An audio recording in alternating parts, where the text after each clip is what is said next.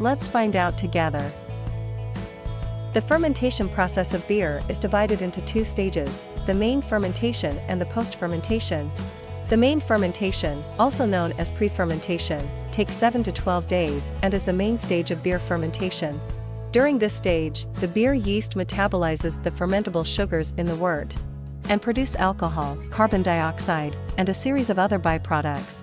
These fermentation products determine the flavor, foam, color, and stability of a beer. Therefore, in the beer brewing process, it is necessary to correctly grasp the technical points of the main fermentation. In terms of equipment selection, most breweries use conical fermentation tanks, which are cooled by the chillers. The conical bottom facilitates yeast recovery and tank cleaning. Once the yeast has finished aerobic reproduction in the tank, anaerobic fermentation begins. After 2-3 days, the fermentation enters the active period, and the temperature in the tank will also increase at this time. When the temperature is about to reach the maximum temperature specified by the process, we have to turn on the chillers slightly. It is used to control the temperature in the fermentation tank, and the temperature control time should last for 2 to 3 days.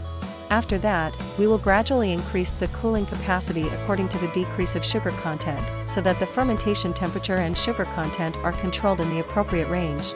On the last day of the main fermentation, a sharp cooling should be taken. This allows most of the yeast to settle to the bottom of the tank, leaving only a small amount of yeast in the fermentation broth. These small amounts of yeast will further break down residual sugars for post-fermentation of the beer. If you want to learn more about brewing beer, be sure to follow us.